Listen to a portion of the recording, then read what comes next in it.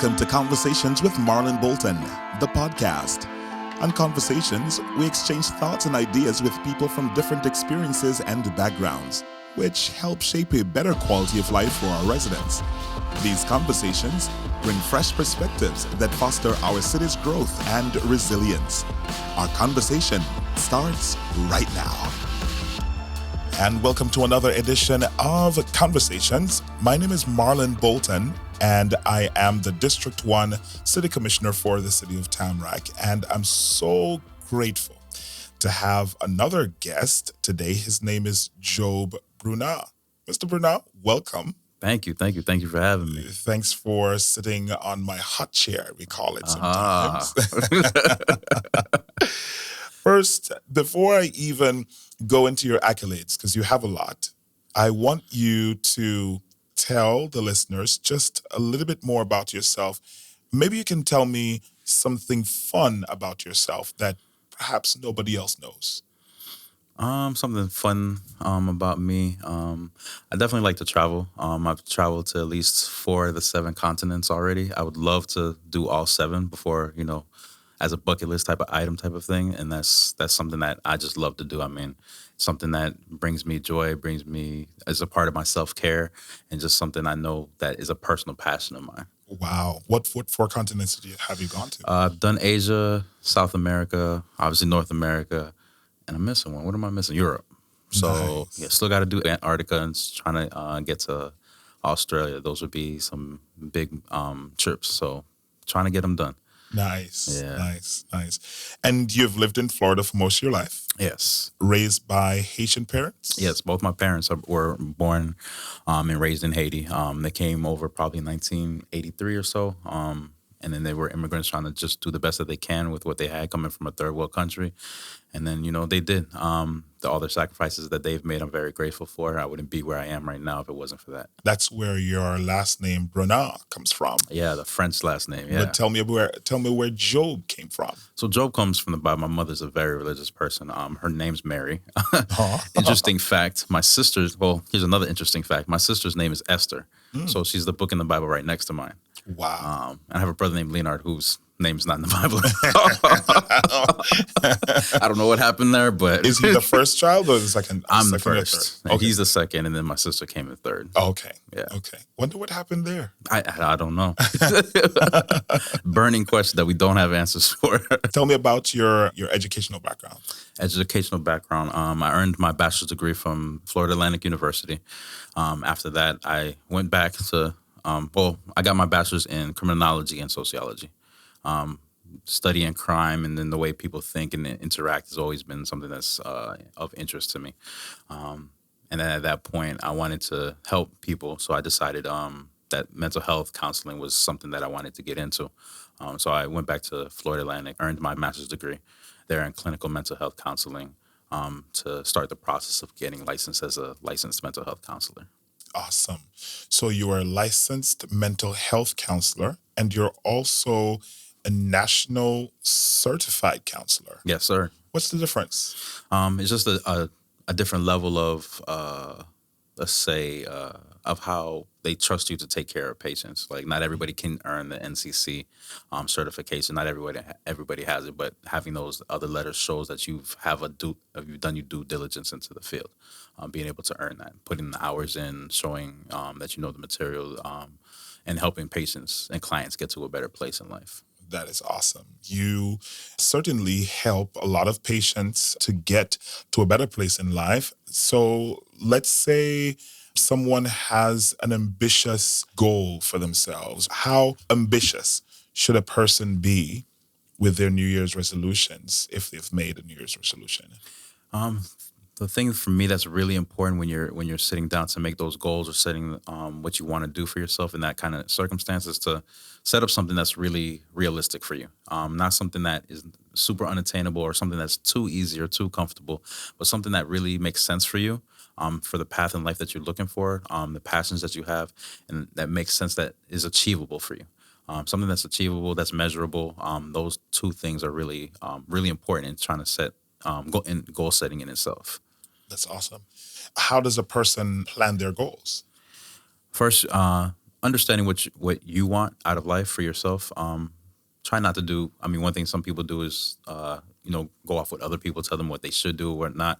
I always say be transparent with yourself. Be honest with yourself. What is it that you want to go after? Whether it be a fitness goal, whether it be education, whether it be career, like what is it for you that's a passion, that's something that you want to follow and go through, not something else that somebody else wants for you. Of course, some people can support you in what you want, but let it be something that's true to you, and follow that. You've worked with abused children at Kids in Distress. Tell me about your experience there. So that's experience that I probably shaped a lot of where I am right now. That was one of my first jobs as an adult after leaving high school. I started working there. My dad was a social worker at the time, working at Kids in Distress. I really didn't know what he was doing in life, to tell you, to be honest. And I didn't know the place that he worked at. So Kids in Distress is a shelter for abused children that have been taken away from domestic violence situations or child abuse situations. So I went there working for summer camp. Again, not aware of all these factors. I think I'm just going to work for summer camp. It's my first job. I just want to put some coins in my pocket. But working with these kids, I fell in love with them, being able to help them get to a better place. And then when I started to realize, look, I'm working with a special group of children. They have certain things that other kids, they have challenges that other kids may not have had in life. It made me want to stay there. It made me want to help them more. It made me want to help people, and help me to identify that passion of mine to help others. Just seeing somebody in a really tough spot or a really challenging spot and helping them to get to a better place. It doesn't need to be perfect. As long as it's getting them to a better place, like that's always been my goal and everything I do since then. At some point I wanted to be a lawyer, but then I realized I really wanted to help people in a more mental health type of way. So I switched my mindset and went the mental health route. Yeah. Speaking of goals, still, should one have long-term goals or set short-term goals for themselves? I think you have to incorporate both. I don't think it's more one than the other. It's really a good spectrum, a good balance to have both. Setting your long-term goal, whatever that may be, seeing what that is, what that final destination is really good for you to be able to envision that, to see what you want to go after. But at that same point, how do you break that down? If it's a year-long goal, like, okay, what goal do I want to set month 1, month 2, month 3 of the year, just to kind of build upon what you want to reach for that long-term goal. And seeing the short-term goals accomplished actually helps you motivate yourself to be like, oh, let me keep going. Let me keep going. I've done this. I've done step 1. I've done step 2. I can keep going. I can see the finish line. And that just having that motivation, accomplishing the short-term goals definitely helps along the way to reach the long-term goal. And how would you help someone to track their goals? Definitely writing them down is a very important factor. We find psychologically, studies have shown like people who only think about their goals versus the people who write them goals.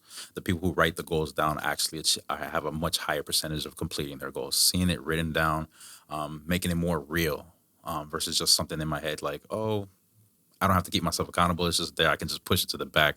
You got so many other things to think about. Like, okay, this thing can be just be forgotten about. But when you write it down, it's like, okay, every time you look at wherever you wrote it, it's like, it's a reminder. Okay, let me get back on my goals or whatever the case is. Like, I really want to make sure I do that. But another thing I think would help, besides the writing, what I would say is telling people that you care about or people that you know that you're close to. Don't tell everybody, but those people that you can trust, tell them, let them hold you accountable. Sometimes you need that little just nudge or whatever. Right. Not a nag, but somebody just be like, here's a little push so right like here. An accountability partner. There you go. Perfect. Yeah, that's a perfect word. Yeah. Just having that accountability partner that holds you accountable and just to help you guide or refocus sometimes, because sometimes we lose focus, but able to help us and support us. The support is really the biggest thing in there. We have a lot of listeners who are senior citizens, but we also have a big youth following for this podcast. And I want you to speak to the 15-year-old you, Joe Brunat. What mindset did you have back then? And what mindset do you think that the young should have now? I think the mindset that I had there was, if I think back, couldn't be that long ago, Joe. Just a little bit. But just being able to, I think, just follow what everybody else is doing at that time. Just keep follow this plan like you're supposed to graduate, you're supposed to go to college, you're supposed to get a job, you're supposed to have a family by a certain age. Just the basic type of typical plan. If I would have told myself back then, follow what your passions are, what your heart is, and not necessarily what everybody else wants for you. Not that you can't take advice, but what is your passion? What's your individual transparent? If you're being transparent with yourself, what is it that you want to follow? And I think at some point I realized what that was and started to follow it. But doing it what's close to your heart and what's transparent to you, like exploring those first of all, is really important. I think versus between the ages of 15 to 24, you do a lot of different things in life. You try different things, or hopefully you do. I wish I did try more things during that time, so I had a better sense of what I wanted from me. It's okay to explore and not just go down one route and put all your eggs in one basket. Try different things to try to, you know, figure out what that passion is for you. You often talk about the mindset of discipline over motivation. Mm-hmm. Explain that. So commonly, when people think about setting my goals or getting things done, it's like, oh, I want to be motivated. I want to be pumped. You know, at the end of the year, when you think about your New Year's resolutions, like, I want to be motivated to go get this for 2022 or whatever the case is. That's a really good feeling to have that motivation to be like, I want to do this. But realistically, when we think about life, do we always have that motivation? No, not always. There's mornings like when I want to go work out, I'm like, man, I just don't have it in me this morning. That motivation is not there. But the thing that helps to accomplish goals is discipline, self-discipline to be specific. Knowing that even though I don't want to get up today, I'm still going to do this thing because there's a goal there that I want to achieve for myself. Therapeutically, I call it a form of self-love, like knowing that you're going to get it done even though your mood is not necessarily there. You're supporting yourself. You're supporting your dreams. You're supporting your passions by staying disciplined and going after what you want, even if your mood is not necessarily motivated, if it's not necessarily in the best place. But that self-discipline shows that self-love that you have for yourself to achieve the things that you want for you. Well, that's really helped me because at the end of 2021, I said that I'd be going to the gym every day. Mm-hmm. And look at me now. I think we're both in the same place. But we're working on it. That's Job, do you have private practice or do you work for the public sector? I do work for the public sector. I work for the federal government right now, and I also own a private practice. I currently work for the United States Coast Guard as a civilian worker for them, employee. I work in the department, a specialized department called Family Advocacy, where families that may be going through things where maybe some form of domestic violence or prior to getting to a point of domestic violence, child abuse or things like that. I try to be on the more preemptive side and intervene before really serious situations happen, but I also respond to situations that happen where it could be things that we don't want to see.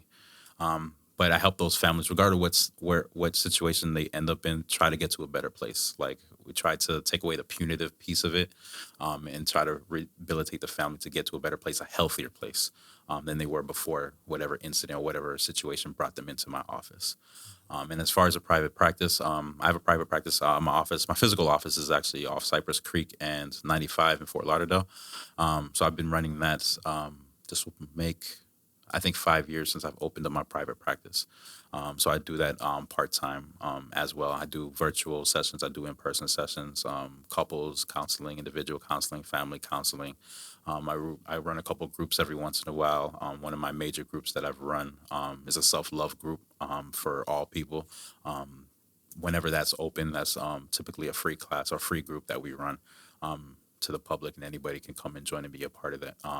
So we do a lot of different things. I'm trying to expand that process right now. As far as the private practice, I recently just started working with a young lady just doing her internship hours. She's now being part of my practice. Her name is Cherie Smith. So definitely trying to expand and just, I mean, at the end of the day, everything that I'm doing is in some form or fashion to help other people, to help people get to a better place. We don't need to be perfect, but definitely get to a better place than wherever you came into my life. Like whatever day you came into my office, like hopefully you're just, even if you're 1% better and progress, then I've reached my goal. It's not about perfection. It's just about progress. And tell me about the type of people that come into your office. Everyone from all walks of life, irrespective of the issue, or do you stay away from some issues?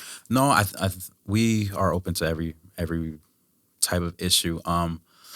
Whether it be, I get a lot of veterans, I get a lot of minorities, I get a lot of men, because I'm a male and there's not a lot of male therapists. So that is sort of my niche, working with male clients. Work with families, because that's one of the things I've been doing over the 20 years of my career, is working with families, working with kids, working with people who've been through certain type of abuses. Another niche of mine is working with sexual abuse victims. That's something I'm certified in as well. And that can be a very tricky or, delicate situation. People who have certain traumas like that, or even other traumas like PTSD, those people come to my office as well too. But definitely a widespread. I try not to hide from anything. But if there's something I feel I'm not comfortable with, like as a professional, I try to refer out to some of my colleagues that are in the area that have more experience with certain things like that, if it's something that I don't feel too comfortable with. But there's always some kind of answer that I can try to give somebody, even if I can't answer it. That's awesome. People are listening that probably are interested in your services. Where can they find you? What information are you comfortable providing residents? The main one would be my website. My company's name is called Challenges Conquered Counseling. And the website is challengesconqueredcounseling.com. If you look that up, Google it. We're also on Google. As if you look on Psychology Today, which is a big directory for different therapists or clinicians, we're also on there as well. And many other Black therapy directories, we're on all of them, or a majority of them. We're trying to get on some more, but we're definitely on all of them. The phone number to the office is 954-600-9403. The email address is info at challengesconqueredcounseling.com. Awesome. Challenges Conquered Counseling LLC. Mr. Job is a licensed mental health counselor, a national certified counselor, and a qualified supervisor. Thank you so very much, Job, for being with us today. I'm so grateful that you came. No, it's definitely a pleasure, and I enjoy this. Awesome. Again, my name is Marlon Bolton, your Tamarack District 1 City Commissioner, for another edition of Conversations, the podcast. Until next time, talk to you soon. Thanks for tuning in to Conversations with Marlon Bolton, brought to you by the City of Tamarack, Office of Commissioner Marlon Bolton.